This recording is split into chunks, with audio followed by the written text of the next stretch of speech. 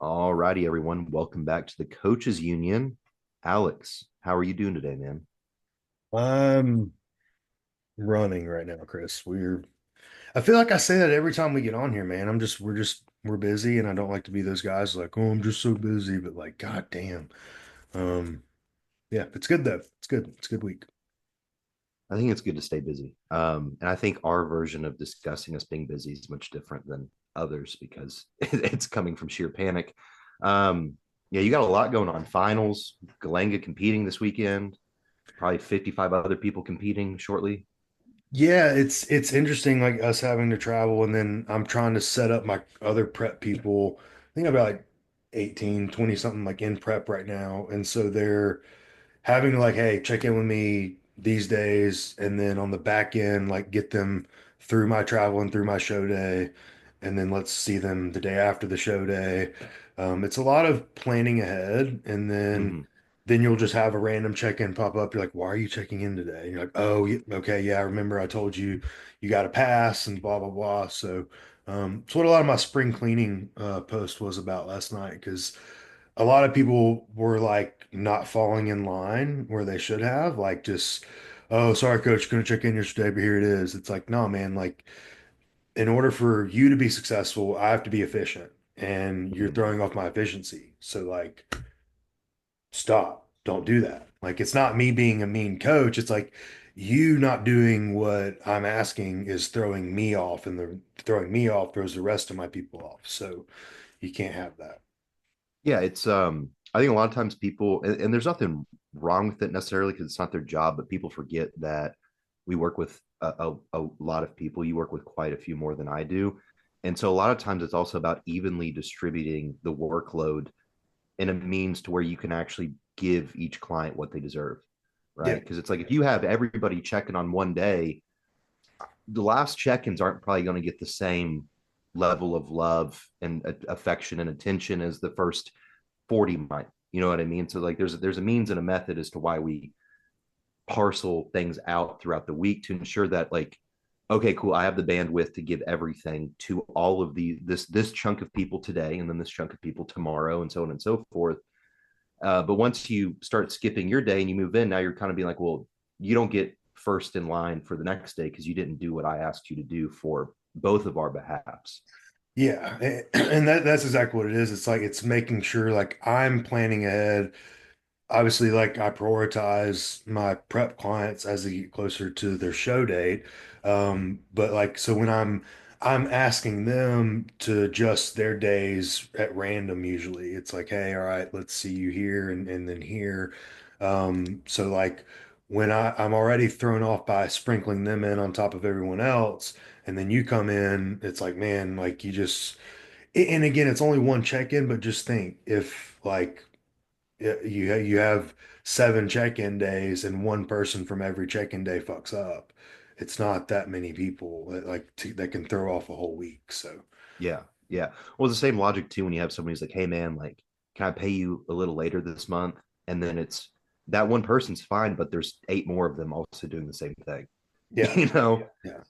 So and yeah, it's like, I don't ever I'm like you, I don't ever try to, be like I always want people to feel like I'm their only like they're my only client, right? With the attention I give them.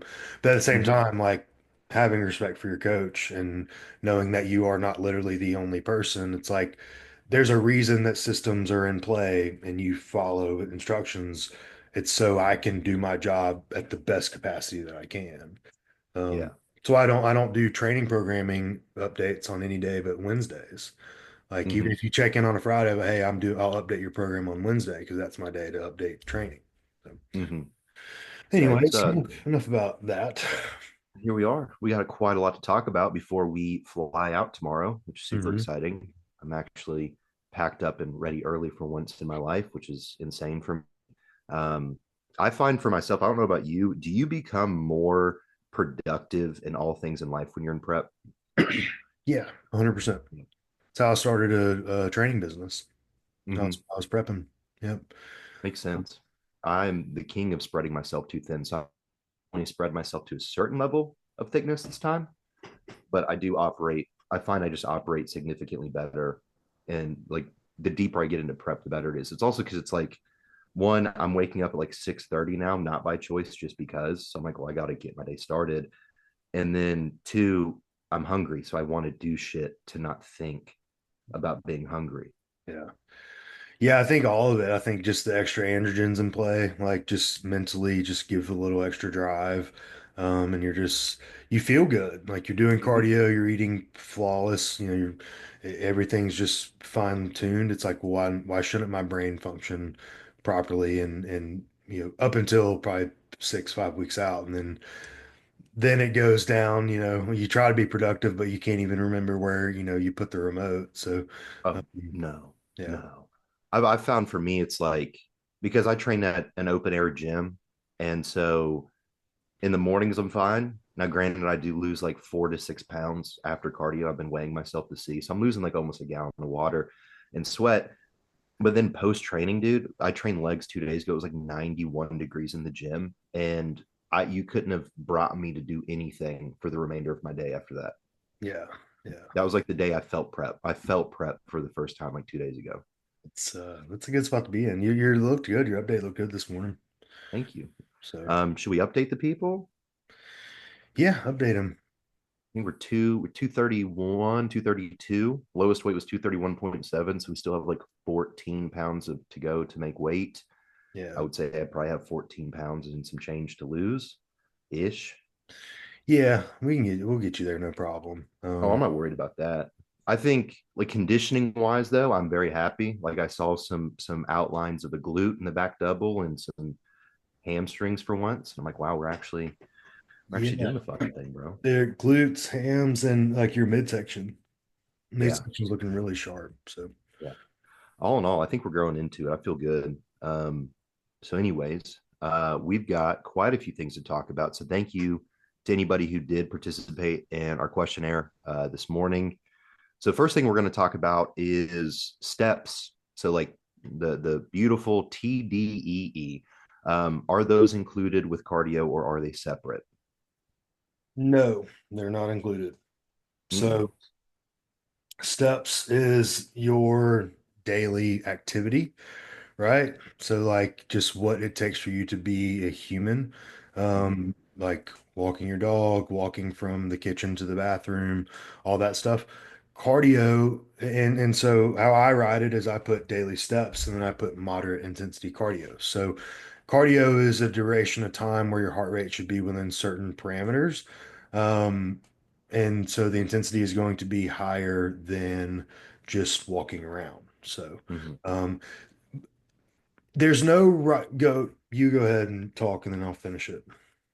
Yeah, I think because I'll see people do it sometimes where like they'll be on their elliptical and they'll put their Apple Watch on their ankle and they're like, oh, dude, I got like 5,000 steps. I'm like, well, that's great, but that doesn't count towards the baseline because what'll happen too, especially if you're in a dieting phase or like deep in prep, your body's going to find any opportunity to start preserving energy the leaner you get.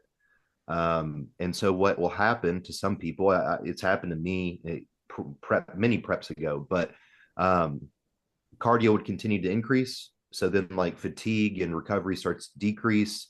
And then your body starts to go, fuck you, I'm not going to walk. Right. And you're dragging your feet, you start blinking slower. Like your body will do anything it can to preserve body fat at a certain point. So you have to make sure that you are maintaining your baseline expenditure throughout the day, which is, like you said, just kind of operating as a human.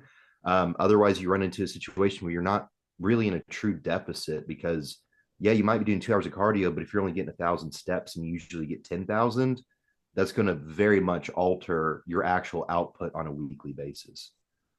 Yeah, and I'm like you. Like I'm never. It's like John will just do steps only during like prep, right? He'll Mm-hmm. be doing like 18, 20,000 steps, and so that's where you can accomplish steps on a treadmill, Mm-hmm. but the heart rate is different than how you would if you're doing 25 minutes of treadmill cardio.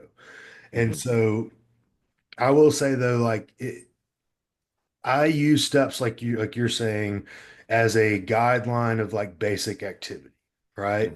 Mm-hmm. I'm not, I typically don't put it so high that you're having to like force a step count. Like, unless you're just really like for you, I have to force a step count because you don't move a lot. But Yeah. like it's more so for my people who already have high output, like people who are nurses and stuff like that, and they're constantly getting 14, 16, 18,000 steps a day on their own. I'm probably gonna pull back on some added cardio on those days. So it's more just like a reference at total output of what I need to get done. However, either way you do it, because I guarantee you there's gonna be one of our clients. Like I'll have a client, you have a client who has been including their current cardio in their steps. Probably so, right? It's Mhm. not wrong that you're doing it that way, but that is just now you have to continue to do it that way because any adjustments that we make from here on out, if I push your steps up or push your cardio up, it's going to be applied across the board. It's just like if you're supposed to be eating 100 grams of carbs, but you've been eating 120, well, that doesn't mean that you're right or wrong. Like, yes, you're wrong, but the visual I'm looking at doesn't change. Like, because if I pull food down to 100 or whatever, like, it's still a change. Does that make sense? Mhm. Yeah, it's a relative change. Yeah. Yeah. Yeah. It's not, it's like, it's not precise for the goal or for the plan, but it's the baseline that we now have to work off of relative to create the next deficit. Yes. It's why I don't stress macros on a lot of things because, like, oh, well, I swapped, this turkey to that turkey and I'm 14 calories off, or, I swapped this for this. Like, as long as that swap has been a constant, any change I make from there is okay. It's Mhm. what throws us off is when you randomly swap, and then there's no like baseline. So Yeah, it has to remain consistent. I think too, one thing that I've found, because obviously, I work with a lot of first timers and a lot of people like very much introducing themselves into this, is people tend to get sometimes overwhelmed when they see a step goal, right? They're like, I have to get 8,000 steps a day or whatever number it is. Um, and there's a pretty simplistic way to go about accomplishing that. And I try to include it in my plans. And that's, I advise everybody, especially now that the weather's nice, get up and go walk outside, get some sunlight, touch some grass, like a 15-minute walk. I already advise walking after every meal to help with digestion. So you can do a little 5-minute walk, 5-10 minute walk after each meal. If you got 5 meals, very quickly you've just accumulated 50 minutes of walking. And then if you need to, a walk at the end of the day. yeah, And you park further away from the grocery store than you like to. And what I usually do, what I used to do to trick myself into getting steps is I would like walk like 20 laps around Kroger. I would grab one thing and then go to the other side of the store and grab one thing and then go to the other side and grab one thing. And I would just keep doing that until I got my whole grocery list. But then I would accumulate a shitload. I looked weird for sure, but like I didn't give a fuck. yeah, Um, but it's one of those things. And also getting a walking pad. I have people who like AJ, he works from home. He has a stand up desk and a walking pad. He gets like 14,000 steps a day relatively easily during his workday. that's wild. Yeah, there's a lot of like just subtle increase. Tracking how much just baseline steps you take as a human anyway is very eye-opening. A lot of Mm-hmm. people do not move as much as they think they do. And then so just a simple taking you from 4,000 to 6,000 is creating a deficit. So sometimes it's just like, hey, let's just move more is better than bumping up 15 minutes of cardio. Mm-hmm. It's unfortunate when like your job already has you at 15,000 steps and then we got to add in more cardio. Then it's like, oh shit, because I'm not going to drive steps up a crazy amount. But um, Yeah. I've got Morgan. She's in prep right now. She averages 22,000 steps during the shift. that's crazy. Yeah. So I was like, we're not doing cardio or training on work days at this point because we're Yeah. close to show. Like recovery wise, we just don't have the capabilities to bounce back from those long days. So that's what we've just had to change her plan to be. And it's working relatively well. It looks a little bit unorthodox on paper, but it's just because of her output. It's like I can't expect you to go do an hour of cardio after a 22,000 step day when you're on your feet for 12 hours.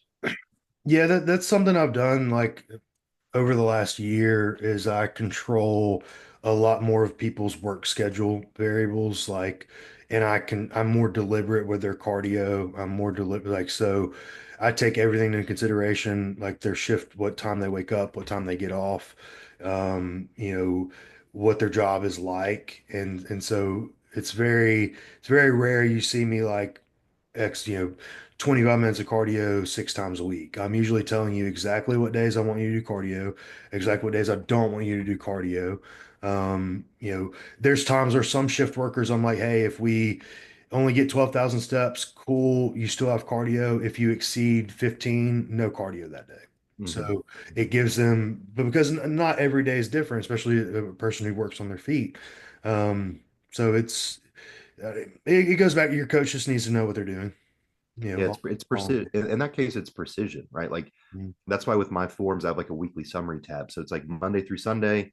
I've got laid out your training split, when your cardio is, and all of that, so that like we have an idea of how to conceptualize your work week as well as how it surrounds the plan itself. Because I also don't need, because the issue is not the issue, but when you have someone who doesn't have consideration, when they don't ask those questions to the client, they might not even give a fuck to know that you have a nurse that works a 12-hour shift and gets 20,000 steps. And then they have them doing a high volume leg day after work and then 30 minutes on the step mill. And then no wonder they shrink. You know what I mean? It's because they're not taking the time to actually sit down and look at the individual and what makes the most sense for them. It's usually again copy and paste. Yeah. It's it's just a whole nother lane of variables you get to manipulate. There's times where just simply pulling cardio is a huge help. There's Mm-hmm. times when like, okay, well, I know they get their ass kicked at work, so I'm just gonna have them like not do cardio but train, and then coming off their 3 or 4 day work week, that's when I'm gonna start feeding them and focusing on, like dropping fatigue.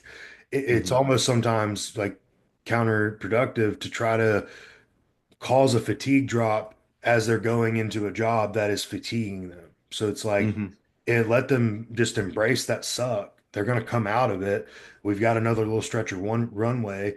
Let's fully pull their cardio out. Let's feed them. Let's do whatever we need to do rather than like half-assing doing both. Like Yeah.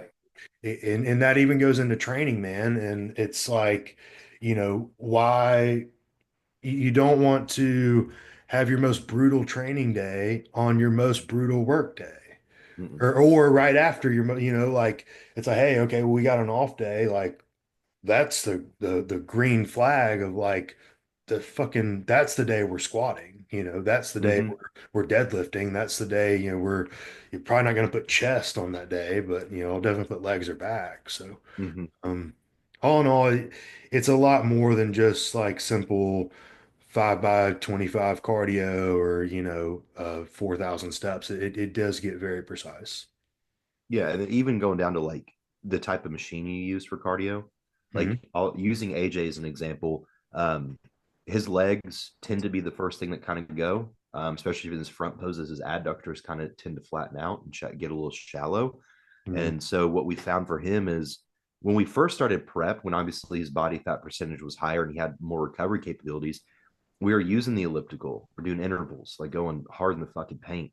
And as we've gotten closer to show, I've ensured that we haven't had cardio on leg days throughout the entirety of his prep. We generally will try to feed him up a little bit, but then now we're swapping to using a little bit more of a moderate intensity. So now we're using more of this recumbent bike. We're using more seated bikes. Still have some sessions, like if we have like a for him like a shoulder and arm day, we're going to get on the elliptical after that because we can tolerate it. You know Yeah. what I mean? But that's where it comes down to too. Of like, I'm a big fan, especially in the beginning part of a prep, of like pushing output like rather hard. Also with the intention of trying to keep food as high as I can within reason. And then as we get into that single digit mark, out of a show, then it's like, hey, let's start using steps. Let's start using lower intensity based cardio as a driving force, and then we can start manipulating food a little bit more and using that to create more of a deficit. Yeah. No, I'm right there with you 100%.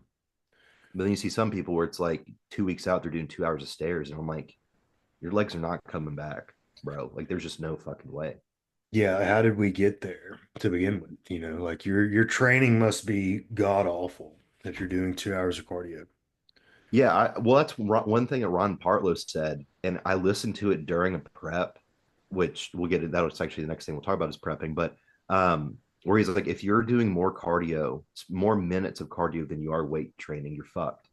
Hmm. And Yeah. that's generally true. Now there are exceptions that I say that for more like heavily muscled people. It tends to be the case. Like obviously, like if you have a bikini competitor, there's liable that there might be an opportunity where cardio exceeds the time that we're weight training, right? There's Right. always exceptions to the rule, but generally speaking, if you're doing 2, 3 hours of cardio a day, but you're only training for like, or at that point you're exercising, you're not. I don't know any human who could train doing that much cardio. Um, you're not gonna have a fresh look on stage. No, I agree. What the next one we got? What is competing like from your personal experience? Yeah, this was like one of my clients asked this, and like, because he hasn't competed before, and Mm-hmm. I didn't really know what to say. Like, not in a bad way or a good way. I was just like, oh, that's a deep question.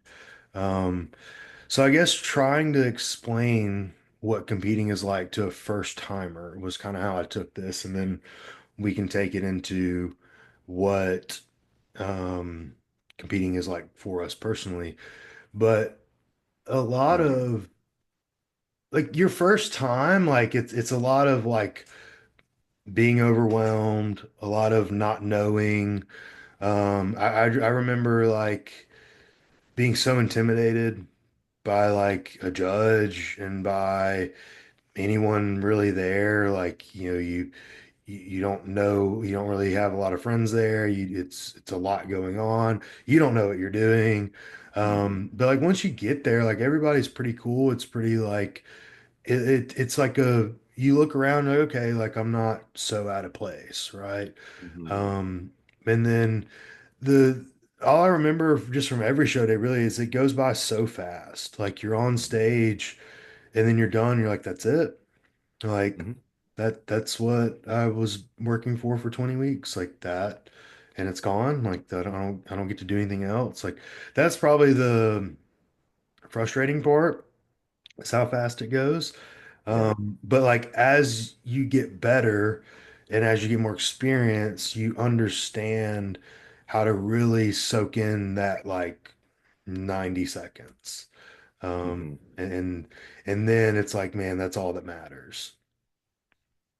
Yeah. I think so. We'll walk through it, walk through a show day. Um, your spray tan's gonna feel weird because you're gonna be butt naked. For dudes, put it in a sock. For ladies, I'm very sorry. That's why I always advise if you're gonna do it, liquid sun rays or protan because they will match you up with the sex that you to get your tan. It's usually appropriate. Or you can do it yourself. There are many means and methods, but I usually recommend going with the tanning company. But the spray tan that you get the morning of prejudging is the coldest thing on this planet. It is the coldest you will ever be in your entire fucking life. For me, with my first show, very much the same. Didn't know what the fuck was going on. You just kind of and you're already brain dead. So okay, and you just go over there. Um, Once I got my first coat of spray tan and I'm sitting there drying off with like 40 dudes, I had like very minimal anxiety about being on stage because I was like, this is the most vulnerable I could ever be. Like, I am basically naked in front of a lot of people and we're all just here. And I was like, oh, we're all cool. Because, like, there's unfortunately there's liable to be a couple douchebags at any show. It's just how it is. It's just the nature of the sport. But generally speaking, everybody's going to be super cool, super nice, like very accommodating. Some of the best conversations I've had been with like masters competitors backstage. You just want to shoot the shit, and you're gonna make a lot of friends back there. People, some of my best friends I've met backstage. But with show day, you're gonna have an athletes meeting where they're gonna tell you a bunch of stuff about how the show's gonna be ran, what to expect. Get backstage earlier than you think you should because that was a mistake I made at my first show. And then just keep your ears open and listen to the expediters, and they'll put you where you need to be and they'll line you up, and you go out there and you just remember your poses and you listen to what the judge says and you do your poses and you're done. Um, so it feels daunting, and that's why I always recommend that if you are competing and you've never been to a show, just kind of cool how things look and how they're ran. Um, and it's a lot of the reason why I choose to, like, whenever we do these, have these shows, I try to make sure that we have a bunch of the team there. Obviously, I'm backstage with the athlete too, especially if it's their first time, so that they can feel like they have a community or like a team backing them versus it just kind of being like, well, I guess I'll just go do the show by myself. Like, it's just, I've been there. My first show felt that way, and it's not the most gratifying feeling because you find that, at least for me, show weekends are more about being with my people than it is really about the few minutes that I'm on stage. Yeah. Yeah, there, you mentioned the tan thing, man, and that brought back so many memories. Um, because both times, like, it doesn't sink in that you're about to compete till that tan goes on. Mm-hmm. And I remember both times. So I had two looks that I was like really proud of. Um, and both times I just remember getting tan and was like, oh, it's on. Like it's so on. Especially that morning coat. Like you said, it's cold, but like that's probably because I've had it both ways. I've had tans go on and you're like, I look like shit. And Mm-hmm. then like, and I'm not talking like, oh, I need someone to hype me up. Like I looked like shit. And then I've had other ones where it's like, what the fuck? Like this is, I look like this.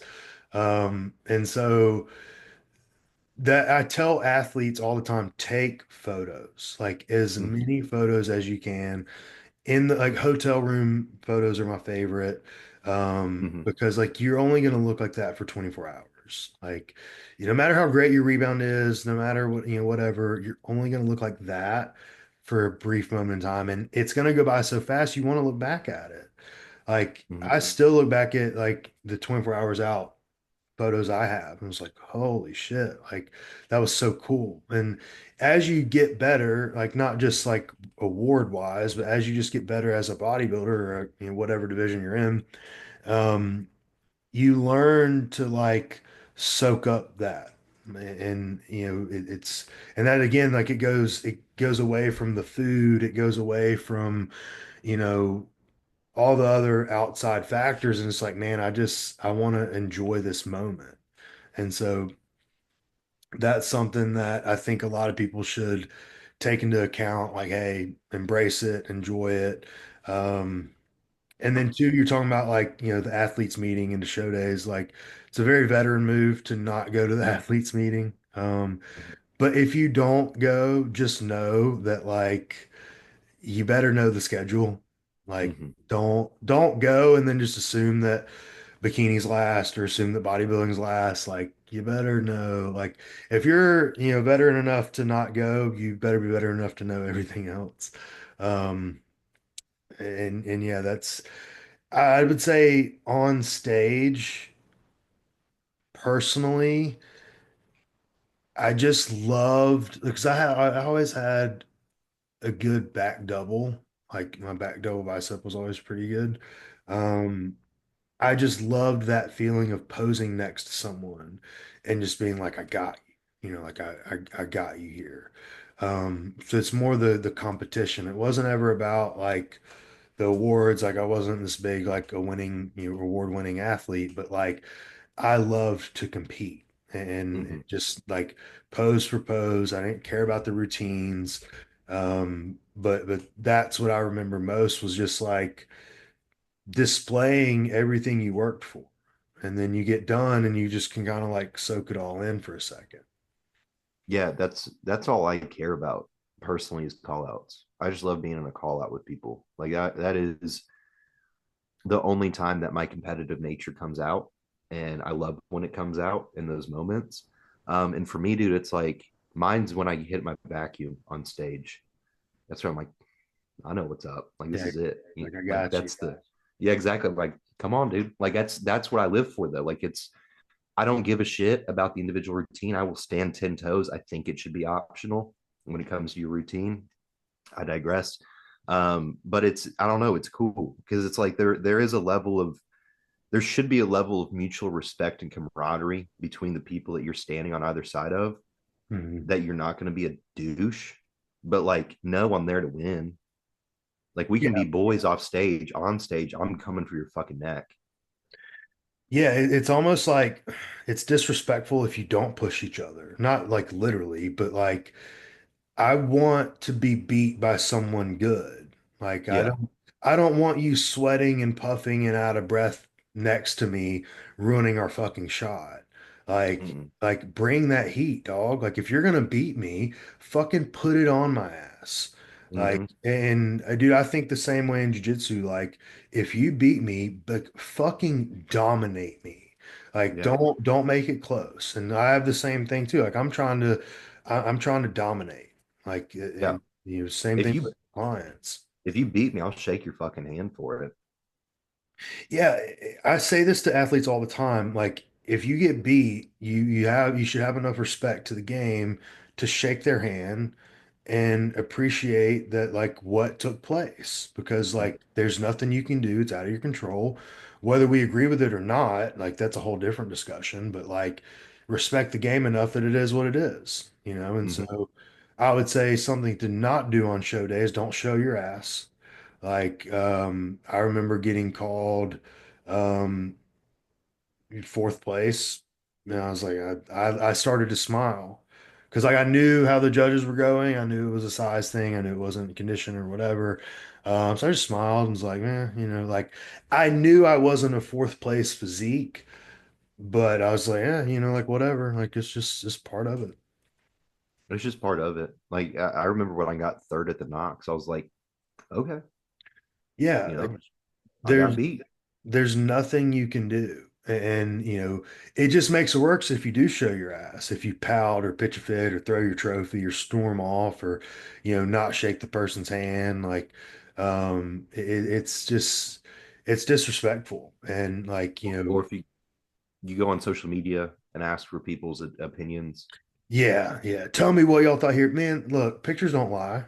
Just post Mhm. the picture. I posted some pictures when I got beat, and I was like, "What do y'all think?" Like, well, the dude next to me looks fat. Like, yeah, he's big, but he looked fat. So, like, I don't care. Like, I did my job, you know. Mhm. So yeah, that's my kind of takeaways from show is what it's like to compete, and some people just don't like to compete, Mhm. and whether it be not even in like some people don't like the stage and the glam, and then some people just aren't competitors, Yeah. right? And so like you deal with two different types of athletes, one who loves the stage and the glam, but they don't like the work that gets there, and then you have one who like thrives in the dog mentality and that hard work ethic, but the stage and the glam freaks them out. So you have to have a balance.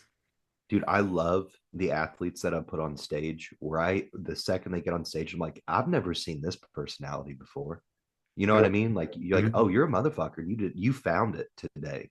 Yeah, You know, especially some of the girls I've had. I'm like, we've got sass. yeah. You know, and I didn't see this in our posing practice or whatever, but it's like there's this thing with like showmanship that some Mhm. people just have like it, and it's an intangible thing that they just have where I'm like, you have the charisma and the sass and the confidence, but it's not like arrogant. And you know what I mean? It's like, I live for that shit. I'm like, we found something today. And that's to me, that shit matters more than what the placing is at the end of the day, because you can't take that away. That's with you until the end of your career with this shit. Mhm. You can win the crowd for sure. I've won the crowd before, and I've had people come up, "Oh man, you look so good." I don't know what they were thinking. Like, honestly, I'd much rather that than win, and people be like, "Yeah, did you see the? He looks. You see his gut? Like, do you see how watery he is?" Like, I would much rather win the fans than like win, a panel of judges, and get I that. love being the people's champ, dude. Yeah. To me, that's the coolest thing, man. Like having people come up after, oh, you look so good, you killed it. That like it goes so much further. Like even if you want to monetize it or capitalize on it, like you're gonna get more attention, followers, clients, whatever, by winning them over than you would an award. Like, trust me, like I have an overall win at the Nationals in open bodybuilding. Not many people came running to get coached by me. But Mm-hmm. the physique was great, but like just because you have the status or like you're only as good as your last show, right? And then so, some dude, you got a lot of overalls, but like Hmm. eventually it's like, well, what's Chris doing now? So like Yeah. it's not the win is temporary, Yeah. unfortunately. Yeah. And it ends up just being the standard of expectation. So Mhm. it's like the, and it lit like this pressure is very much a privilege that I have that I've earned, right? But it's like, that's where I'm at now. I've won shows, and so that's the expectation, and I'm cool with that because people want that from me, and that's what I'm here to provide and do. Um, but that doesn't always mean everything. Like I said, when I got third at the Knox, dude, I've had probably 2 or 3 dozen people come up to me in person, message me, everything. Hey man, you look great. Like that wasn't a good call, and I was like, it was the call, man. It'd be to me, and I said this to everybody. It'd be different if it was first and second. I got third. I didn't get. I got beat by 2 people. Yeah, it wasn't even So close. Yeah. yeah, yeah. So fucking be it. But I was the people's champ, and I think that was cooler to like experience that, like that much support, like embracing that was really cool. But then it like carried into the show that I won 3 weeks later, and everybody was like, "Fuck yeah, dude!" And I was like, "Yeah, that was cool." Yeah, and I think that's a good role that I play, like with my athletes backstage. Is like I know how to get them to flip that switch, whether it be the night before a show, the morning before a show, backstage, whatever. Like I know what to say to get them going, and I think that's where like you have because like you can't be like the angry guy backstage or the pissed off, the stuck up resting bitch face girl backstage the whole time. But there Mm-mm. is a time you got to turn it on. And Dude, when you're in line, when yeah. you're on the staircase, that's when it's like you're that motherfucker, and like believe that shit. Mhm. I remember I was telling Lydia backstage in Charlotte, I was like, give me about 10 minutes. Don't fangirl these people. Let's turn it on. Like you're the baddest bitch here. Let's go. Mm-hmm. And it's those moments that you pull out like of an athlete and it's like, okay, like because you the good athletes don't go out there and are like, oh, like I'm here to have a good time. They're there to Mm-mm. win. They're there to compete and they're there to get after it. So it's like you have to get that mentality out so that confidence starts to go and then that confidence translates on stage. Mm-hmm. If you go out there with the mentality of like, I'm just happy to be here. Oh, did you see that guy? Did you meet that girl? Did you see that big name coach? You don't go out there with that full on like I'm it's showtime. Let's go. Yeah. And so I find that I'll get athletes, I'll send them movies to watch. I'll send them, like songs to listen to. Like I'm like, oh, we're in it. Like, let's go. And Mm-hmm. usually we've created something throughout that prep that I can just say it and they know. Like, because that's what happened to me in that jujitsu match I had. I didn't ever flip that switch. I was too happy to be there. I was too respectful, and you pay for it, you know? Mm-hmm. It was also bullshit, but No, yeah, yeah, it goes back. It's like, hey, that was the call. I'm like, that was okay, a call. that was the Fuck call, it. you know? We got footage. Playback's different though. Well, here's the next part, and that actually kind of rolls into what we were just talking about. People being scared of being too small to compete. I get this all the time, usually Mm-hmm. with first couple timers or, and I had this conversation the other day. I was like, hey, man, you're going to turn pro and you're still going to be small. Just Mm-hmm. let you know, like you're going to turn pro and you are still small. So, and obviously small is relative, right? But a lot of people are, you just won't ever get on stage if you're worried about being too small. Sometimes you just need to fucking compete. Like if you're going to dedicate your life and day in and day out to getting on stage, well, sometimes you just need to perfect peaking and the prep and getting in shape and getting on stage and posing and doing your routine and going through a show day. Cause like you could be a freak of nature, but if you've only gotten on stage 2 or 3 times, well, fuck, like you're very amateur still, in Yeah. terms of what it takes to compete. So like, you know, that's why I'm very big on, yes, we need to grow, we need to take time to grow, but we also need to take time to diet it down, get in shape, get on stage, make sure we like the stage so we can continue this process over. Yeah, well, a couple things too. Like I felt that way in my first prep, where I was like, I need more size. I need more size. We always need more size. I won my first show at 189 pounds. I'm 6'1". I was not the most muscular dude up there by any stretch of the means. And that's not to say that's like the cop, like that's not always the solution because size is body building, right? But in a lot of cases, conditioning is king.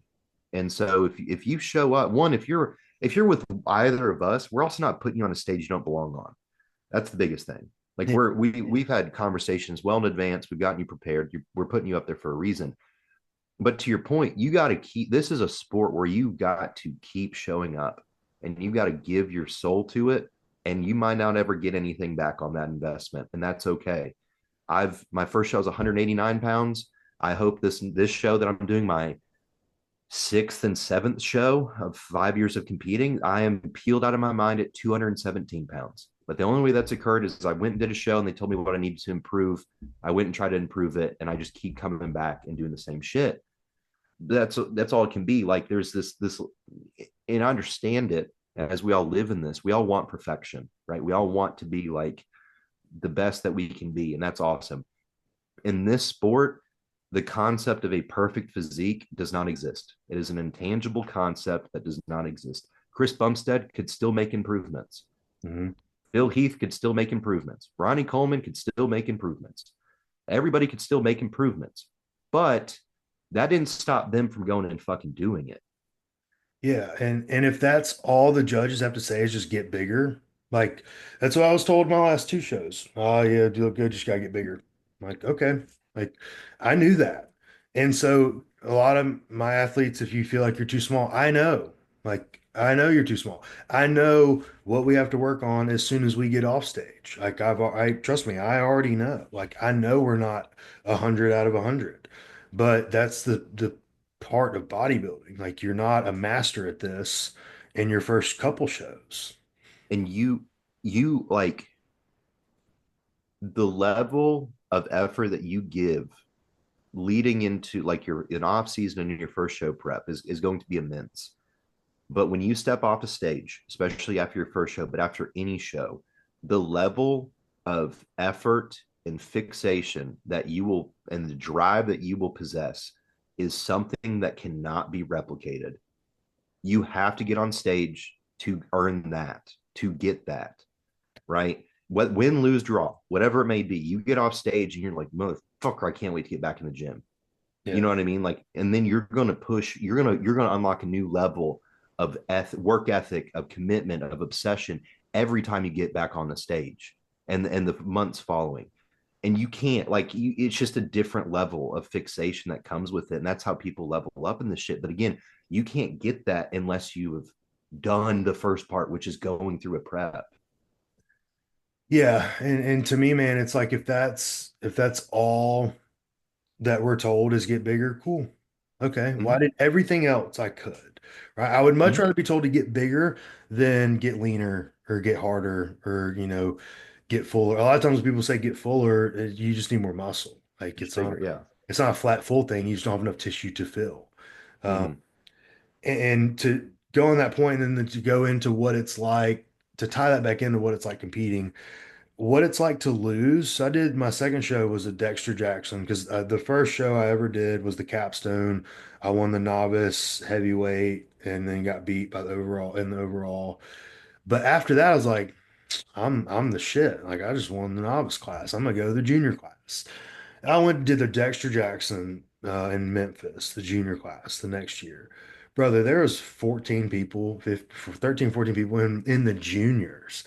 Grown men, like country, because like junior was supposed to be like not open, but there was more people in the juniors than the open.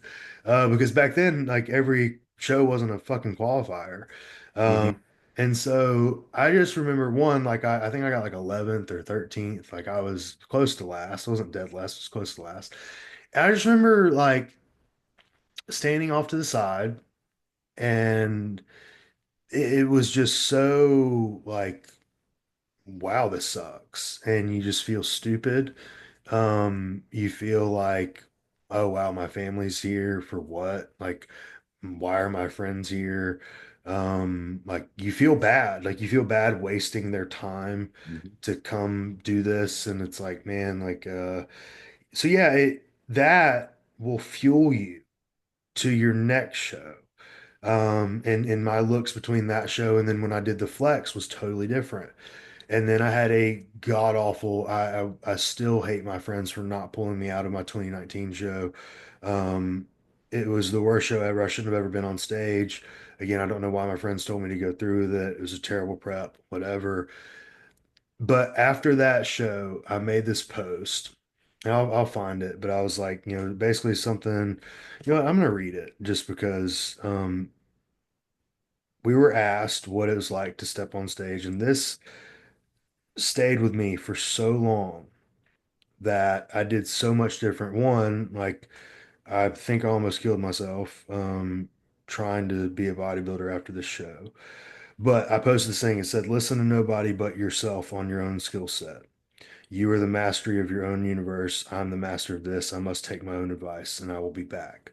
It's a Conor McGregor quote, 2019. Mm. It was my shittiest look I ever had. I came back at 2021 show where I knew I was not competing anymore because of health, and I buried it. I did. I went back to my uh, longtime coach who I was with. I posted one photo during that whole prep, 6 weeks out, and then I posted one photo the night before the show. I was like, I'm fucking here. And dude, I finally looked like a full-blown bodybuilder. I was small, but like the drive I had for 2 years, like from just that sickening embarrassment of being on stage looking like complete shit and being mad at the whole prep process, how I didn't appreciate it, how I was arrogant. Because the year before in 2018, I got second in the open heavies at the Kentucky Derby, and I was stoked. I looked great. I thought my shit didn't stink. So I went in that next prep like, oh, I got this. It it relit something in me that it was so personal, that prep, to just fucking like I can't even put it into words what I felt, but like if you want to know what it's really like to compete, go winning's great, but go lose. And I guarantee you it lights something so different. I'm getting fired up just talking about it right now. Like I Yeah. want to run through a wall. Um, Yeah. but I swear to God, you could go lose and more importantly, go hate how you looked. And a whole new human being will come out your next prep. Yeah. Dude, I can't relate to that more. I think, obviously like my first couple shows were different in the sense of like I won the flex and then I went and got third at the Knox, and being that I was getting so much and going into the Knox, dude, I had an ego because I was Hmm. like, well, I won the flex 2 years ago. I've had 2 years off. I'm bigger. I should be better. I got third. I deserved third very much. I was not. It was a shit peak and shit coach and everything else and whatever. But everybody kept coming up to me like, "Oh, dog, that was bullshit." And so I'm like, "Yeah, fuck it, that's bullshit. I won the flex. This ain't shit, right?" And then Hmm. I go win the Linda Murray Classic. So that kind of like shoved that part away. Like my ego was like, "Dude, fuck it, we're good." And then immediately rolled into junior nationals prep way too soon. And there's the same situation where I look back at my friends at the time and I'm like, why did you let me go through with that? Yeah. And same with the coach I was with. Why the fuck did you let me go through with that shit? Right. And I went up there. And when I got backstage, I knew, I was like, I just want to go crawl in a hole. I don't want to get on this fucking stage. I don't want to be here anymore. I'm sitting there like assessing every mistake that I think I could have made during the entirety of my existence. I was like, you know what? At 6 years old, I shouldn't have eaten so many snack cakes. Like I was blaming myself for everything. And then like the feeling when they call out first call outs and I'm still standing on the side. It's like, fuck. Yeah. And then they call out second call outs and I'm still standing on the side.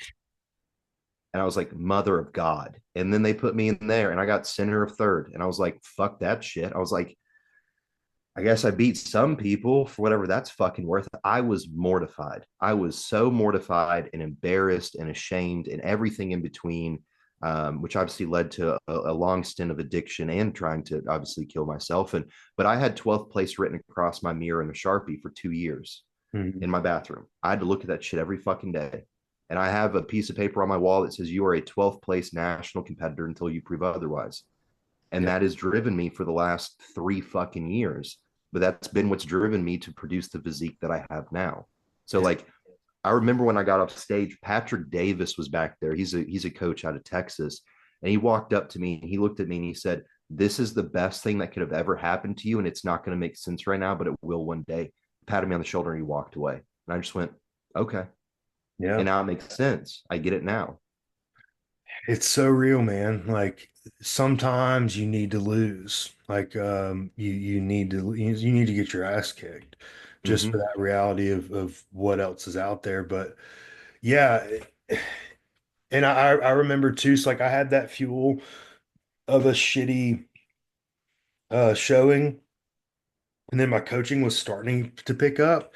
And I just remember like I started doing these workshops and started speaking and doing all these posing clinics. And I just remember thinking like, God, like I can't end on that. Like I gotta do this. I gotta show my peers that I'm fucking something, that like I can do this and that I have a right, I have a privilege to speak on these topics because the body of work that I just put out there. And I didn't just get lucky with, a couple genetic freaks and put them on stage. Like I need that. And so you have all that combined into one, that you're just trying to prove something, man. Like you're trying to just prove a point. And there's nothing like this journey is so personal.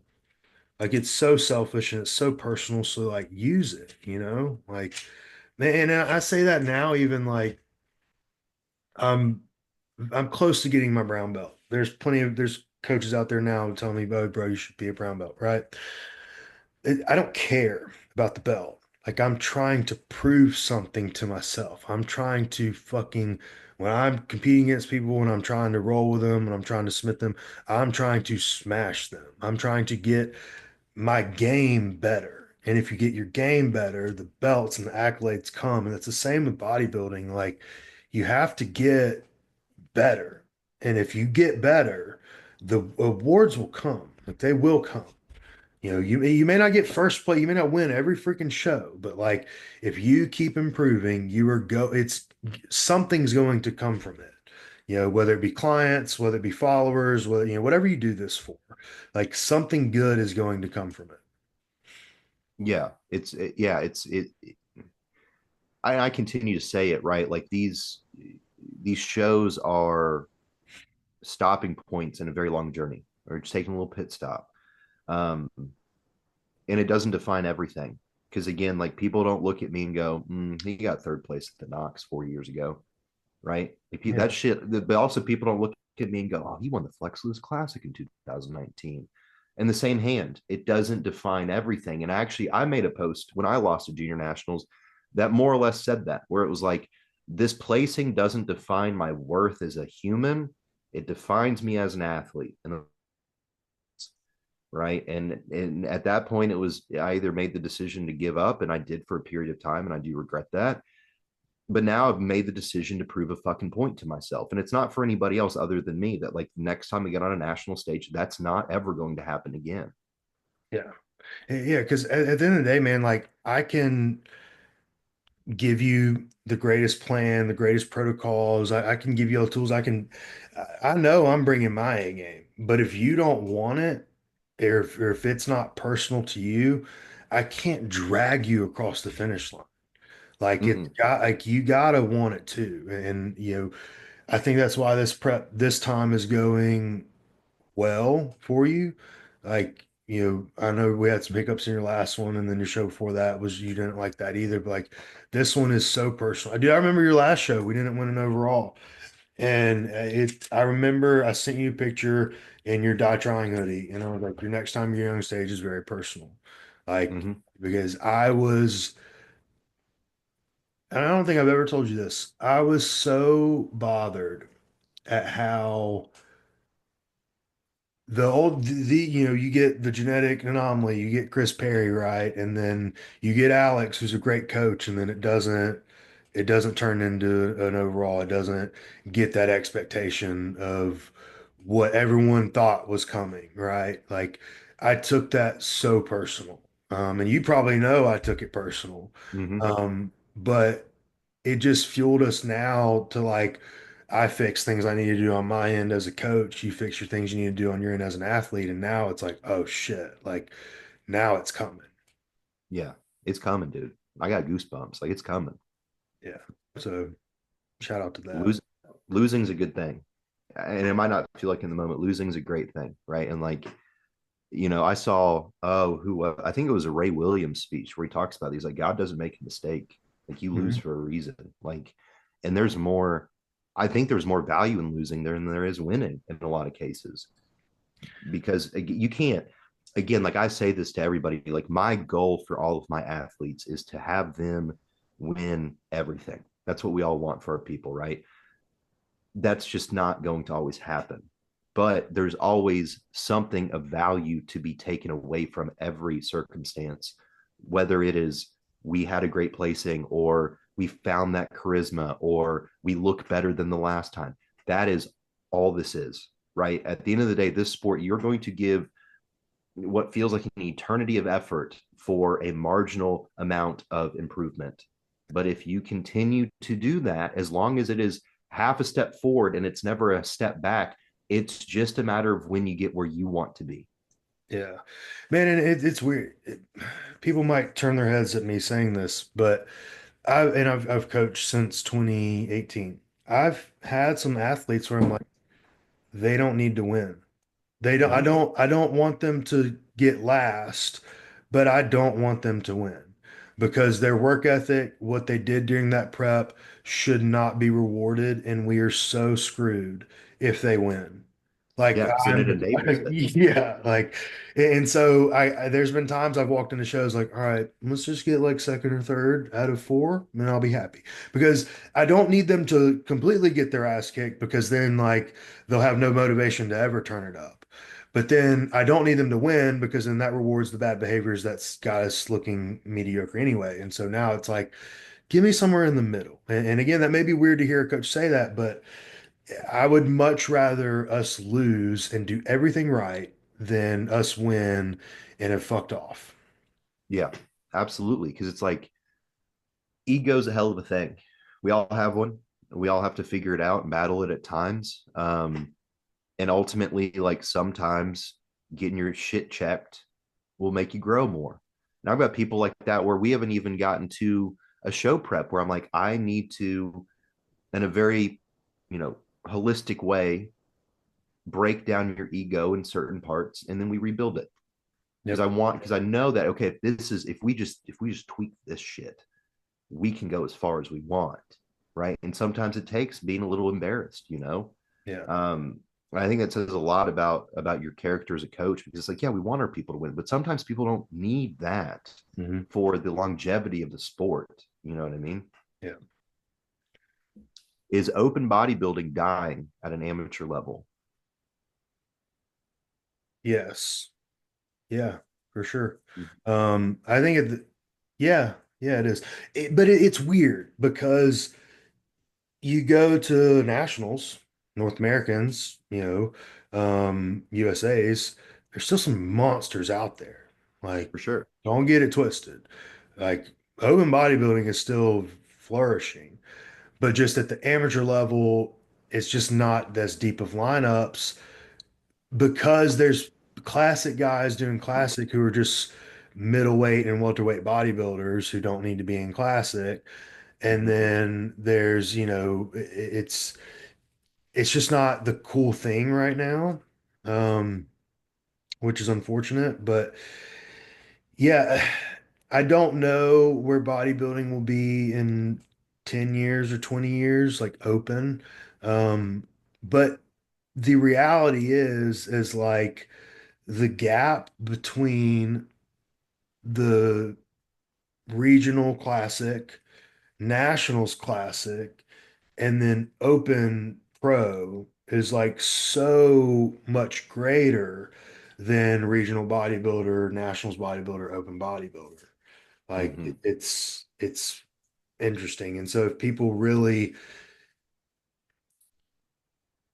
I wish there was a way that like there was more parameters to classic than just height and weight.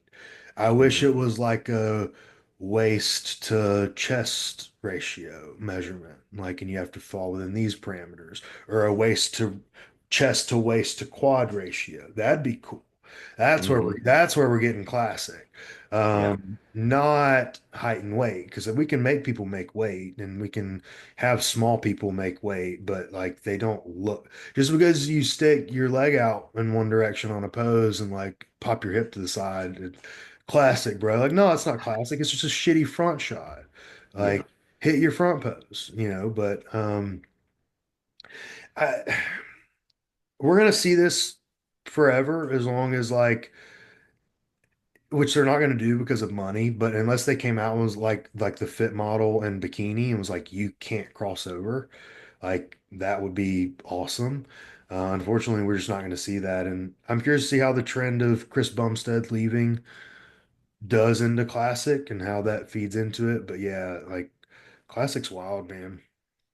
It is, dude. It's honestly very disheartening to see open kind of dying out at a regional level because it's like, well, it's like good and bad because I think it's less quantity but generally higher quality bodies of work that go on stage and open, which I Yeah. appreciate. Like, be pre-classic, there'd be 30 dudes there, and 10 of them really look the part, and then 20 of them it just kind of gets gradually worse as we get towards the end. Now that's what classic is, Hmm. where first call outs, even sometimes in first call outs, not everybody is like really classic or built for it or whatever it may be.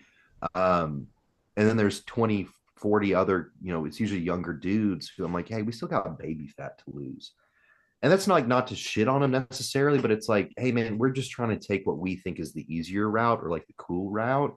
And it's becoming like, as a classic competitor, it's like not as cool being backstage when there's 50 dudes in classic trunks. And I'm like, And none of you, because again, like when we're talking classic physique, it's to me, it's like very in line with wellness in the sense of very much a structural game, like very much a structural game.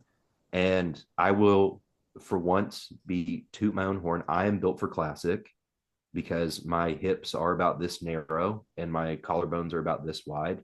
And I have a big lats and big chest and big quads. I'm designed for the criteria.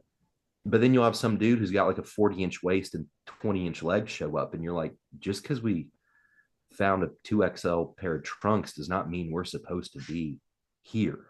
yeah, it'll drive me nuts. People like think he can make classic weight. I'm like, for what? He's a bodybuilder. Like, Yeah. what? Like, no, I don't. Like, they're not.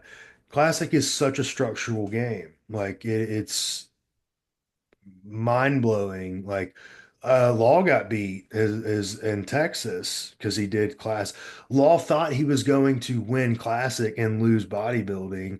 Law lost classic and won bodybuilding because some tiny like 24-inch waisted black guy showed up in classic and was like, well, yeah, that's the structure. That's it. Like, and so it's unfortunate, yeah, because like you said, there's like 50 classic guys and 20 of them have mustaches and like two of them are in shape. And it's just unfortunately the what we're in right now. And Um, open's cool as fuck, dude. Like open is, I have like the most profound respect for open bodybuilders. I think it's a dope ass division. I'm not good enough for it. That's why I yeah, don't do it. the reason like I even want to, I would do better in classic than open right now Mhm. because of my structure. But the best part of my legs is my quads insert into my hips, and the classic trunks don't show that. And then also, I get good striated glutes, and the classic trunks, well, now I could probably make them show that. But like, so I take away a lot of what makes me like aesthetic in bodybuilding trunks by putting on classic trunks. Now, if I were to come back and compete, I would probably do that because I'm sick of being told I'm small. But at the same time, I don't have a classic structure. Like I have a 32-inch waist on stage.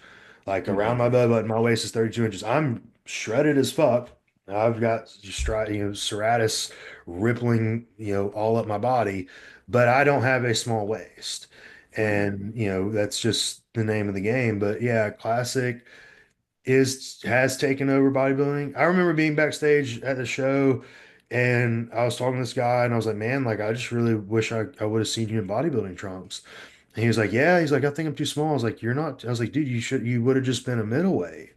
Like they have middleweight bodybuilding for a reason, but you have the waist the size of a refrigerator. You are not classic. And he's like, oh man, well, I just like I said, I just thought I was too small. It's like, no, please register in the right division next time because you would have won. Hmm. And it's the name of the game, man. Yeah, people out there, if you want to do open, please do open. Because I also don't really care to see 75 bullshit posing routines to Teddy Swims every single show. Dude, I'm walking out if I hear another Teddy. That's the fat guy, right? Hmm. Oh my God. Yeah. I'm walking out. I'm walking out. I cannot fucking deal with it. Um, the next one we got coaches or low key managers. Do you want to start on this one? Because I'm not really sure like what direction we're going with it. Yeah, because I say this all the time. I have a couple analogies. We'll talk about how like perfect unison of coach client is like a music producer and an artist, but today we'll do the manager.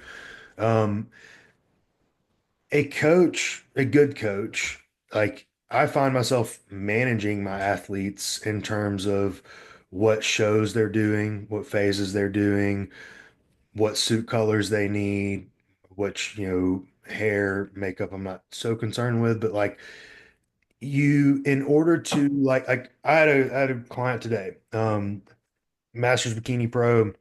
He was supposed to do a show in 13 weeks. I end up having to paint the big picture for her, bring out her goals, bring out where she's at right now.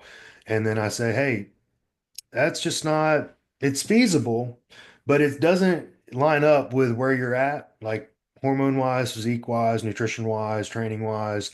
So, like, that's not the best plan. My insert management role. Here is our next plan. And I think we do this, this, this. We have this show, this show, this show. And that's kind of where we have, what do you think? And they're like, oh, absolutely. Like thank you for pointing me that. That's a big, stress off my back. So a lot of it when you're picking shows for clients, like, you have to go through that managerial role of like what show lines up best with their life and your travel schedule and their travel schedule and if their significant other and kids or whatever. So you can't just say like we're 16 weeks out. Like you have to look at all the variables and sometimes, like, you have to make the right call. Like, sometimes they want to come in and be like, hey, what do you think? Like, can we do this show? And it's like, nah, it's just not it. Or, hey, you know what? I need to move you to this show because I have another client doing this show too, and I don't need to travel back to back. So we're all just going to go here. Is that good? Okay, yeah, cool. Like, it is a managerial hat that we wear, whether we talk about it much or not. But that's where I'm going with it. Oh yeah, dude. Very much so. I mean, that's why this whiteboard or this calendar exists for me is for that reason. I've got 6 shows in 10 weeks and most of them are back to back. Like that took a lot of coordination that started back in November to figure out, Mm, right? Because that's when I'm already having these conversations with athletes. Like we're already having show discussions at least 3 months before we actually even start a show prep for me. I'm like, hey, these are the target shows because generally, especially for a first timer, when we might not know rate of loss and all these other things. We'll look at like 2 or 3 shows in like a 6 week stint, and I'll say, okay, this is where I'd like us to land with 2 of these shows, and so we'll put those in places like priority A and B. And then if we get towards A and we're stressing, we might not be ready. Cool, we pull out A and we do C. But then I now have to move other people in accordance. And I have to have a conversation with, hey, are you okay? Now we talk about these 2 shows with your school schedule. Would you want to do this show instead? And then we're having to play this game of musical chairs, but in a way where we don't step on anybody's toes or put another athlete in priority to a different athlete. See what I'm saying? And that's where it's like that's where it kind of gets sticky sometimes. Because I don't ever want any of my people competing against each other. Like we've talked about before. It makes no fucking sense to me. And then so that's where it becomes a little bit more challenging, is like managing the logistics of it and kind of coach, because I want to make everybody happy at the end of the day, and so that takes a lot of sticky notes to figure out. Yeah, and so like what athletes, what do they want to do? They want to compete. Like they don't Mhm. care the logistics of it. Like all they know is like, well, my family's here, my best friend can come here, and I like this restaurant. But like they don't look at the big picture or how it lines up with their timeline or their blood work or their cycles and maybe what you have going on. So all of that it really it falls on your coach to plan that accordingly. And so your coach has to pay attention, your coach has to be because along the way for prep, like we'll pick up other athletes.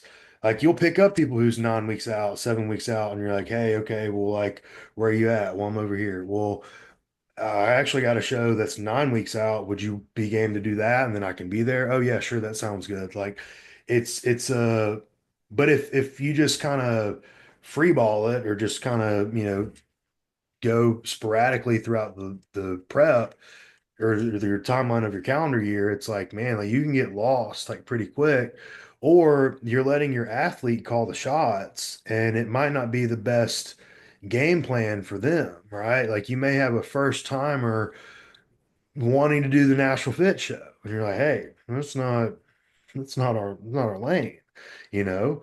But you bring up two other solutions, and you're like, well, what about this one and this one? Like, okay, yeah, that sounds better. So like, you have to hold their hand throughout these decisions because a lot of times they don't know. Like Yeah. the more I coach, the more I realize that athletes don't know what shows are good and are bad, and what may be a big show, but it's not competitive in their division and all that. So just definitely having a coach in that role is super helpful. Yeah, you need a soccer mom of a coach when it comes to that shit. Yeah, and well, I I envision, The Rock from Ballers as the NFL manager, but Soccer Mom also tracks well and well. But you get what I'm saying though, because like Yeah. if you're dealing with athletes, like they want to compete, but sometimes you gotta rein them in a little bit. Like, hey, yeah, that's not no, we're not ready for that. Like, okay, all right, glad we talked, and then it's just back to it. Oh yeah, dude. I've had people like we'll be 12 weeks out, and they're like, "What about this show?" And it's 4 weeks away, and I'm like, "What?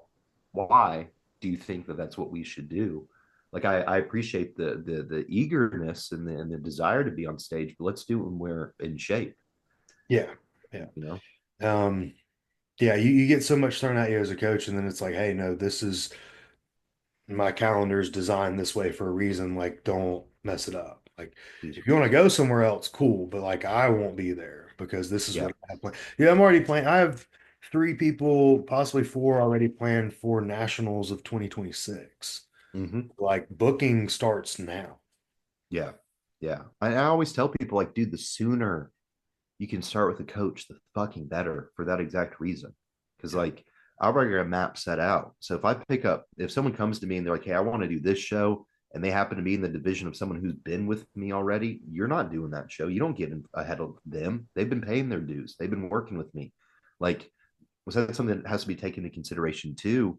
And we're getting to that point in the season where it's like, dude, if we're gonna get rolling, we should probably get rolling now, yeah. because why would we not? Because again, it's like logically, if you want to be the best you can be on stage, that means the more time you're with the coach, a good one, the better it's going to be. Yeah, and then, dude, I mean, hell, that's how this Colorado trip all came about. Because originally, I had three people doing the show originally. Mm-hmm. So like, that's why it's a big to do, and there's so many of us going, is because there's going to be like a whole squad on stage. Obviously things change and plans had to change, but it's like you can plan, some cool shit with it, but Mm-hmm. oh well. I'm very excited for that. Um, oh, dude, this one's my favorite. This is my favorite. Overanalyzing movement patterns and overcomplicating training. I hate what training has turned into in the last 3 years, where it's all about optimal and RIR and da da da da da. And I say that as someone who does care about biomechanics and periodization, all that nerdy shit. I very much fascinate and love it. It's very exciting for me to work with. But like, and we talked about it a little bit last week in regards of like building a house. We start with the foundation and what that means.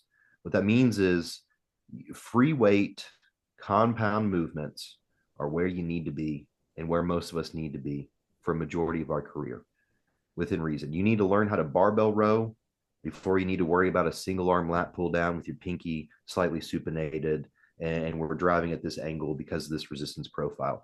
That's very much ahead. It's like we're in preschool. We don't need to be worried about our master's thesis, Yeah. right? There's so much that just overthinking. Like Yeah. it doesn't matter. Like when you're maxed out in your division or when you're so good at training at when you're so good at hack squatting or rowing, yes, we can get into the small details of it. But like if I get someone into efficiently hack squatting, usually it takes me 4 to 6 weeks just to get them used to the movement and Mm-hmm. position where I need them positioned. But then, like, it takes their body time to adjust to just like getting good at that. So you're really not even like getting into good rhythm within your body in a movement pattern until like 8 weeks in. And Mm-hmm. then by the time you get there, they want to switch to something other fancy, whatever thing. But it's like, no, we just started. Now give me 12 weeks of progression of this movement pattern. Now we're at 20 weeks. We could still probably push it even further. But like, there's just so much it's just people making things complicated. Like, how long do I need to rest between sets? How, like, what rep range do I need to stand to? Like, 8 to 15, right? Like Yeah. somewhere between there. Rest is, long enough to recover and get some water and to change the song and then do it again. Like, don't, it's, what is it, like paralysis by analysis? Like, Mm-hmm. you're gonna overthink so much that your training becomes It, miserable. it's not fun. Yeah, and it's like those little, I promise you, the genetic freaks, and I'm not talking about bad form, but the genetic freaks don't think about anything else other than, oh, what are we doing? Like we're squatting, we're hip thrusting, we're glute bridging, we're barbell curling, dumbbell curling. Like, okay, let's do it. Like the effort and the intensity is going to take so much more precedent over what hand like position I'm in or where my foot is or high leg press, mid, low leg press, like what, like don't get lost in that because you start thinking about that, you're thinking too much and your brain won't let you go full speed because you're Oh, cautious, you're afraid. Like I was having this conversation the other day when I'm in jiu-jitsu rolling, you get into this flow state where you don't think about any, all you're thinking about is what's next, what's next. It's just like boom, boom, boom. It's like you're in the matrix, right? And it doesn't happen all the time. But I couldn't get to that if I was thinking of put my hand here, put my arm here. Oh, wait, what was that we learned 2 weeks ago? Okay, yeah, right. Remember that. Like you don't get to have both. The same mm-hmm. comes with a movement pattern. Like, yes, your setup should be flawless. So, like from a mechanic standpoint, but your execution should be thoughtless because you're so good at it. Yeah. It's the way I was explaining it to one of my clients yesterday is like, if I handed you a golf club, you would not be on the PGA tour tomorrow. It'd be very impressive if you were.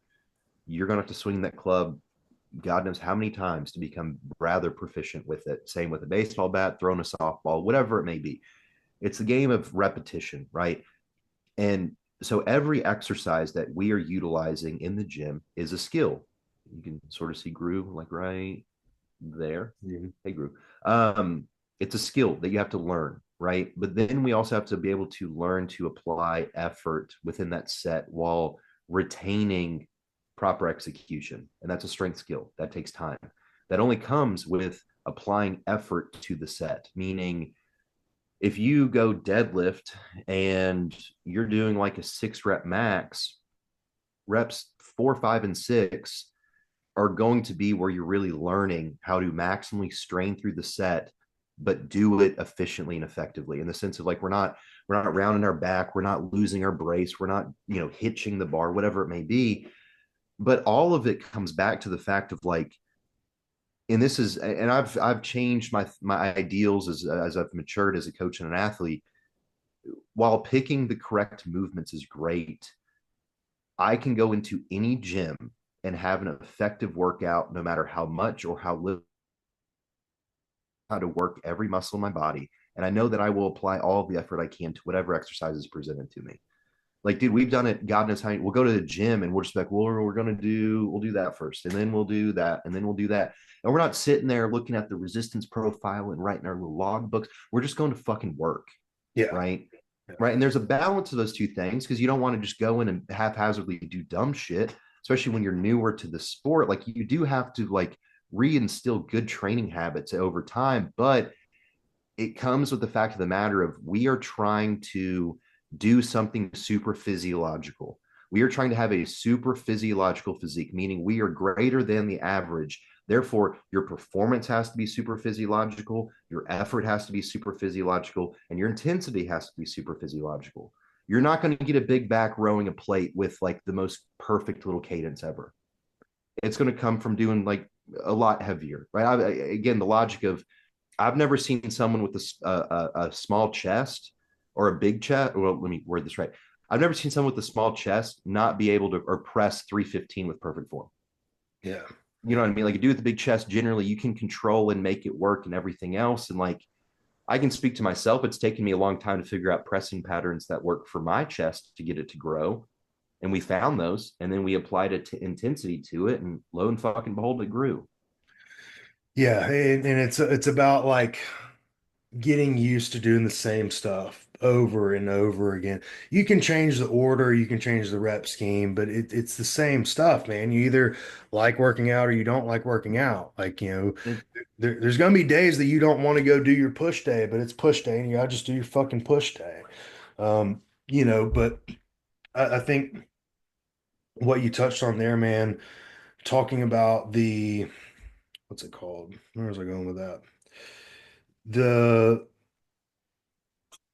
the athletes who are like really good don't do any of that stuff anyway, right? Like let me, the coach, come in, watch your training footage, and then make this tweaks. Like, hey, try your hand here, put your foot here, big toe pressure here. But like, I don't want that to take away your whole session because we could do things perfect form and not have enough load on there. Like it's a happy median. I always say, hey, look, if you're aiming for 10 reps, 8 of them need to be flawless, 2 you get a little umph into it. And that's cool. mm-hmm, Like, but as long as your intent is perfect form, you're not going to be slinging all over the place trying to get it done, because when load gets heavy, whatever, let's say leg press or a squat, mechanics break. The first thing that your body wants to adapt to make things easier. So it's mm-hmm, going to shift like whatever weight distribution it needs to, and a body part's going to move. Your knees are going to go out, your knees are going to go in, your hips going to switch. Like something's going to happen, and you need to be good enough at that movement pattern to catch it and stop it from happening and keep moving. Um, mm-hmm, so I just wish everyone would get away from like, oh, it has to be this tempo and this cadence, and where's my RIR? Like clients ask me all the time, what's RIR? I'm like, don't worry about it. You don't train to absolute failure anyway. Like if I yeah, need to pull out fatigue, I'm pulling sets off. I'm not, I will never tell a client to, well, I'll take that back. Peak week, I'll say no, like yeah, I'll say no PRs, or if they're sick, I'll say, hey, no failure sets. But like outside of that, I don't say, well, I want you to leave three in the tank, please, because like we're just like, fuck that. Go in and train hard, and then take your rest day and eat your food, and then go in and train hard again. Like, I'm Hmm. sorry, I'm not that guy. You can throw me whatever analytics. I'm sure my bosses would throw it at me at times, but I'm like, you know what? No, if we need an off day, we're gonna take an off day. Like, Yeah. but because people ask me about deloads too, and like there is progression in volume throughout a training block, and then there is times to deload. It's dumb for me to say, okay, we're going to deload it 8 weeks in. Like, what if you're feeling amazing? Why would I not run it? Like, why would I not let you run it? I'm going to let your deloads happen when you have a long day at work and you go in and the barbell feels heavy. Like, I'm going to let you back off then. You're going to have a sick day. You're going to have a day where you can't make it to the gym. Your deload's going to naturally occur. If for some strange reason it doesn't, then yes, I will implement a deload. But your deload comes also at the end of the push phase, or at the end of the training block, where we go back to baseline, volume, and your gear Hmm. comes out. Like that's your deload. That's your time to rest. But like I will never just tell someone to water down their training. Like even getting training footage, I'm like, hey, like if it's gonna take you out of your zone, fuck it. Just train hard. Like Yeah. we'll get a video some other week, but just go train. Yeah. Yeah, dude. I think it's this weird thing where like I think it's just generally a lot of dipshits who want to try to make their approach sound sexier and more effective than it is. And again, we're getting so far away from like, why are we not just like taking pride in working hard? Like, I love going in the gym. I love knowing when I leave the gym, I did everything I fucking could, and I did it, and I take pride in that, and I move on and I move forward with it.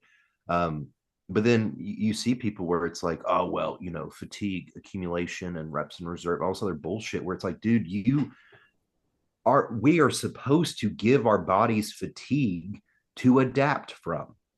Why are we not giving it the thing it needs to create the adaptation to get the thing we want, which is more muscle? Like, why would we? I'll use deloads in the case of like, I've got a client with PMDD, and we found that like every 5 or 6 weeks, symptoms arise very drastically, and so we have to pull things back a little bit. And we still go in the gym, we still do work, but we just can't do quite as much. That's fine. But I'm not gonna, to your point, I'm not gonna be like, hey, you've been doing really good recently, and you're really trying hard. I want you to try like a little bit less this week for no fucking reason Yeah. because cortisol or whatever. Like, dude, I'm so fucking tired of hearing that shit. Yeah, the studies may show something, but the anecdotal evidence and the reality is we're doing everything in our power to give us 7 days of just kicking ass. Like, just Mhm. please, just fucking kick ass for 7 days is all I want you to do. And then when you come check in with me and tell me you kicked ass, I'm gonna say, okay, do it again.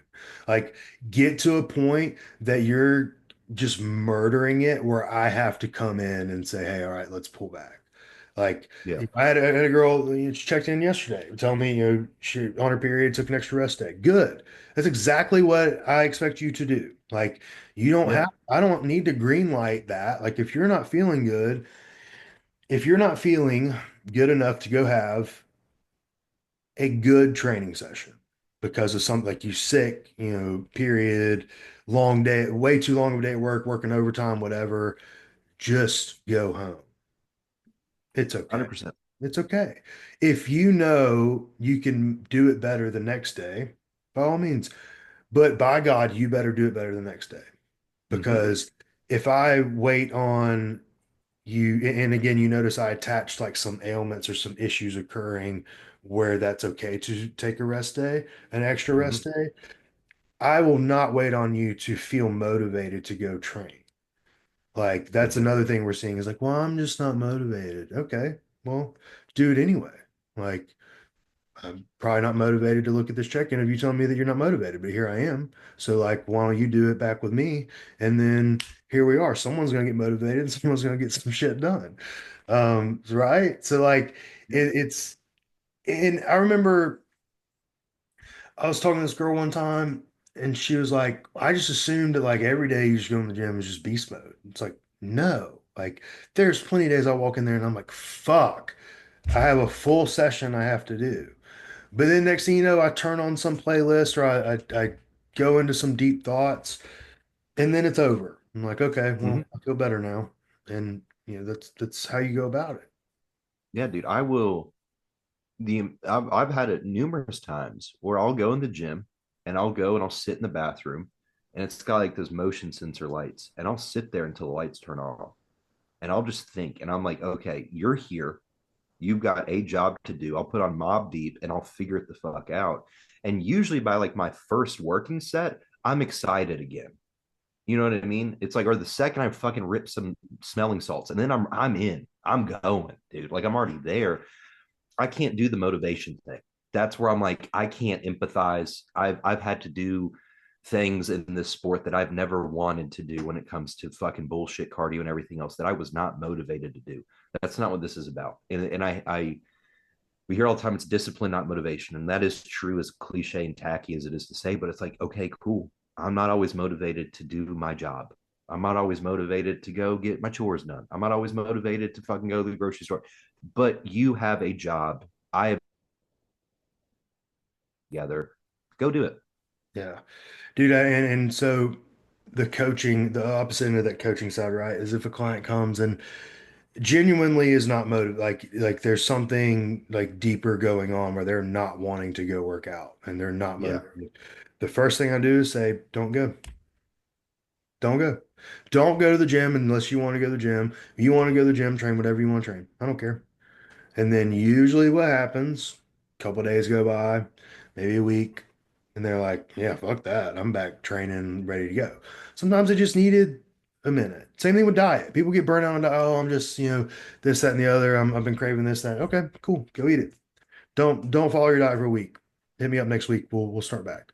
3 days in, oh, I hate this. I got to get back on plan. Okay, cool. Like it that's usually what happens, but like that's going to happen and it's okay. Sometimes I'll swap up training from like push pull legs to upper lower just because like I'm not really excited to go do push pull legs anymore. Mhm. Sometimes I get really bored with upper lower and I'm like, fuck, I just really want to back day to day. Like you have to be able to adjust and like keep things going. But even that being said, my split may change, but I'm still doing the same stuff. Oh, for sure. Yeah. I've done that, because life happens to all of us. And obviously, like, I always want my coaching as well as the gym to be a benefit, not a detriment towards mental health. So, like, I had it with Levi not that long ago. A lot of stuff was going on. I said, listen, dude, I want you to take a week off. I want you to stay out of the gym. I don't eat clean, or at least try to eat clean, but let's pull out a meal. Let's just do like 3, 4 meals a day, keep it super simple. And when you start missing this, wait an extra day and then you can start back. Cause then he's like foaming at the fucking mouth to be back in this. And we all need that sometimes. Like burnouts happen. Sometimes it's a burnout in life, and it just feels like the gym is the place where we're actually burnt out. Maybe we're not. Like, there's a lot of things that can go into that. So I never want to like invalidate in that sense. But if it's like a one off thing of like, I'm not motivated today, go look at where you started. Go look at your last stage shots. Go do whatever you need to do to find whatever you need in yourself to go get the fucking work done. But if it is a larger, if there's a larger picture being painted, that's obviously a different conversation. But ultimately, what I tell people too is like, you're gonna have to do basically the same movements all of the time. Granted, incline, Smith machine for incline dumbbell this weekend when we're training, just cause. But I've been doing incline Smith machine for fucking 10 months and I love it. Cause Yeah. also I'm like, I've also never understood, like, I love being good at things. I think we all do. I think we all enjoy being proficient at things. I like knowing that I'm stronger at this movement. Why would you not be excited to go like beat that again and again and again? It's like, dude, that's kind of the coolest shit ever. Cause it's like, I can see on the bar that I am better than I was the week prior. Yeah, and you go in and like say there's a day that 135 just feels heavy. Like don't leave, but you know what? I'll just do this movement at the end. Let's go do something completely different now, or do your workout backwards. Like that's just a random, easy like blueprint to like mix things up, but you're not really mixing things up. You're just training movement patterns when you're different forms of strength, right? So Mhm. that's an easy one. But like, dude, I'll throw this back at clients like they want to switch things up, and I'm like, okay, what are you? What movement do you want that we aren't doing? And usually they have like a couple, like one or two. Like, okay, cool. But like outside of that, like so sometimes they don't want a full overhaul of One like thing. training. It's just like one or two things that they just like. So it's like, okay, we're coming towards the end of training block. Cool. I did this with just one of my athletes the other day, and she was like, okay, yeah, I want this and this. Like, yeah, easy. Then sometimes they're like, I don't know. I'm like, yeah, because we're doing them all. Like, there's no, there's That's nothing it. else to give you. Like, I don't know. Like, we can do duck walks, like if you want to go do that, or we can do Pilates. But like outside of that, like we're doing the necessities to get you in the division you want to be good at. Like Yeah. it is what it is. And that comes to with the law of specificity. Like when we are, if you're just like, hey, I want to get in good shape, yeah, we can fuck around and try out some different shit. Like we can do that. We can try out anything and everything until we find like what makes you excited. But when we're getting into again training, which is we have a specific goal at hand that we are Yeah. working towards, we got to do shit that we don't always love to do. I Yeah. don't always I've grown halfway fond of training arms, but I've not loved training arms my entire career of bodybuilding. I've had to accept that I need to train my fucking arms. Dude, yeah, I'll do some preacher curls and like some hammer curls, and usually I'm pretty bored. Yeah, Um, you're like you're it's this or it's this, and that's it. let's be honest, guys, my arms are not just not an arm guy. Now, got some shoulders, all right. I'm a shoulder guy. I got some sick veins in the biceps. Also, I got some pretty good shoulders, good traps and a tank top, but like you get down to the arms, you can tell your boy doesn't like arm day. And it's part I have long fucking gorilla arms too. So Yeah, like yeah. I just would rather, push and pull a little bit and do some shoulders. But yeah, but then you can tell, like, we won't shout them out, but you can tell the guys who don't like a back day and love arm days. And they're like, just it is what Weird it take, is. bro. I've just always want like since I started, I was like, I just want a big fucking back, dude. That's been like my fixation for 12 years, and that's why. Um, but going back to like, dude, I don't want a hip thrust, Yeah. but my glutes suck. So I gotta get on that bitch every fucking week and go to town and treat it like I am doing my favorite lift in the whole world as heavy as I can. And you Yeah. just gotta just do it. I remember telling you to start doing that. I was like, just you need to do that with Riley. I was like, because fucking that's the only way it's gonna like amp you up. Yeah, and I was like, fuck it, I have to. Like, I have to make this a game to be willing to do it. Like, I don't want to do cable kickbacks. I do them every fucking week Yeah. I've because I have done to, that you know, before. Yeah. and it's like, but that's again, that's what we're signing up for. If your goal is X winning a show or creating this look for the division, you have to understand that like we have to do things that we don't like, but that doesn't mean that they don't serve us. Yeah. Right. If it's serving us, then we have to do it, whether we like it or not. And then and in all reality, you have to learn to like it because it is serving you. This whole conversation makes me think of two things. One, I need to check on my girl Riley to see how she's doing, but it's just from a mental standpoint. But also, she loves to fucking flat barbell bench press, and No shit. dude, that was the first change I made. I was like, Can't sweetie, do that. that's not us. But the my gorilla arms comment. Have you seen this thing of the 100 men versus one gorilla? Yes, What is your take? they could do it. Like genuine take. Genuinely, they could do it. And this is You're an there idiot. are parameters that we have to discuss, but All hear right, me out I'm gonna hear you out. because I watched an MMA coach talk about it. Who? I'll have to pull them up. I'll have Pull to them find up. it again. Let me see if I can If find it. it's Conor McGregor's little touch butt in the park guy, then It's not. It's okay. not that guy. It was some dude out of Vegas. Is it Oh, Eric Nixick? I cannot remember. Let me see if I can find it. I'll have to go back. I'm going back and trying to look real quick, but I'm going to say this in the meantime. Yeah, say what he said at least. How long is a round? Like, how long is a boxing match round?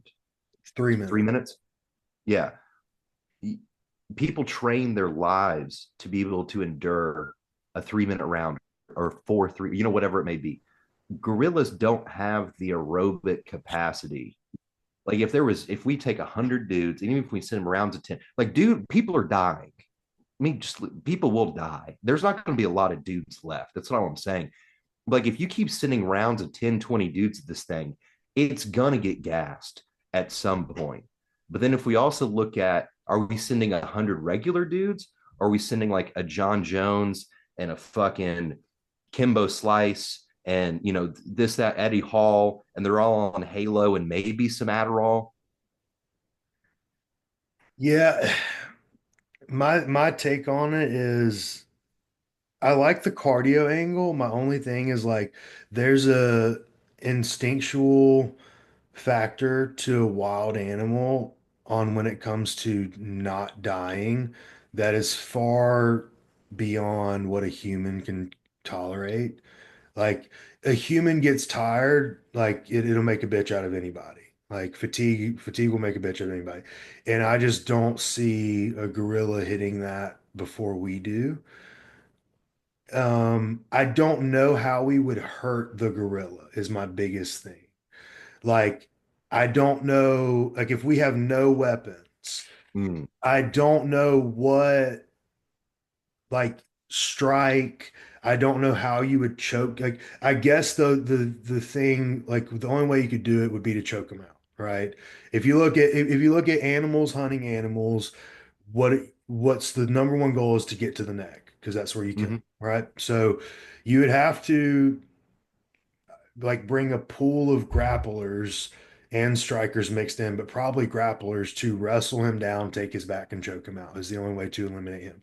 Because you can't punch him, you can't kick him, you can't knee him. Like, and I've I've trained with like some UFC fighters, I've trained with like D1 wrestlers, and just like I've been manhandled hmm by like I'm talking like a D1 collegiate wrestler dumped on my head like it was nothing. And so knowing that and then knowing what a gorilla could do, like just by grabbing, like it freaks me out. That's fair. But Halo testing. Dude, it's just I've felt like I've had people like when you're wrestling, you collar time and you snap down that head. I've had people where I'm like, oh fuck, I can't get his hand off of my head. Like Yeah. it's a different, and so that's the only reason why I'm like, I don't know how we can hurt him, and two, I think that strength gap is so much greater that we're fucked. Um, Even if we cherry picked the 100 men, I mean, dude, it would literally have to be like all UFC fighters. I'm saying like if you take the best fighters, both Yeah. MMA, UFC, grapplers, you take a Yeah. hundred of them in their prime, like Yeah, Brock Lesnar. I think they could. It's whoever it's holding the gorilla down would be step one, and then choking him out. Yeah. And I don't know You how go you for his get eyes under. first. Yeah, and I don't know how you get under his neck without him biting you because like a gorilla doesn't really. I've had some like big, one of my best training partners, he's a big SWAT team guy, he's 270, has no neck. Like, because he's all trap and chest, and like, dude has no necks. Like, it's hard for me to get my hand under his chin. I Mm, can't imagine like a gorilla who could bite your hand, like, because a gorilla doesn't yeah, have the fucking neck, you know? true. Man, I'm saying like if it happens, like there's gonna be four dudes standing. I think it'll kill 96 of them. Yeah, it is feasible. It would just be very tough. Like, there's not a lot of, it would take a very special group of people. Yeah, if it was just 100 regular dudes, not a chance. Yeah, But if we can cherry pick, maybe give them a little PCP and a little Halo, fucking maybe some check something. drops. I don't know. Like Yeah, something. But you're right, the cardio is a big factor. It would just take, you just have to take everyone from Khabib's camp in Dagestan and take them over there. Like Oh, dude. Like, I think, yeah, if you took a bunch of them, dude, they can at least make him wear him out. that's our best bet. That's definitely our best bet. Go for the eyes, and then you figure out the throat situation. I don't know. Yeah. And then and on the flip side, man, I've rolled with guys who like they thought they were strong and I've put it on. I'm like mean with it, like boom, like body lock, and they can't move. And then they get exhausted and they're like, oh, that was just different. It's like I think our will to quit is so much faster than a wild animal. And I think that's the biggest difference. That's fair. That's very fair. Yeah, I think in most reality, like the gorilla would win. I just like to think, maybe there's a chance. I wouldn't personally do it. I would Hmm. volunteer anybody else for sure, but um, no, I don't know. But again, it's like if you think about it, like 100 dudes, that's a lot of people. It's a lot of people, yeah. Yeah. You send in 10 rounds of 10 or 5 rounds of 20 waves. Yeah, You can only do so much. I'd want to see how fast he could clear out the first 10. Dude, can you imagine being like the second round of 10 and first wave just gets thwacks and you're like, all That's the right. thing, I don't even know where I would start. You can't shoot in on him because he's gonna collapse you. You'd have to, I don't You know. gotta get behind him. Like Yeah. somehow you gotta get You behind gotta him. arm drag him, take his back. And then I feel, dude, I just feel like that arm drag, you're just getting stuck. You're just not dragging What? anything and you just run into a fucking wall. Yeah, Uh, dude, there's just no way. Not like I've Yeah. thought about this long or anything, but yeah, it's I've thought about it for most of cardio. Like I was like really like putting it together because I was like, dude, but if you put like there's some bad motherfuckers out there. Like there have been some bad motherfuckers out there. So if you took them, I don't know, dude.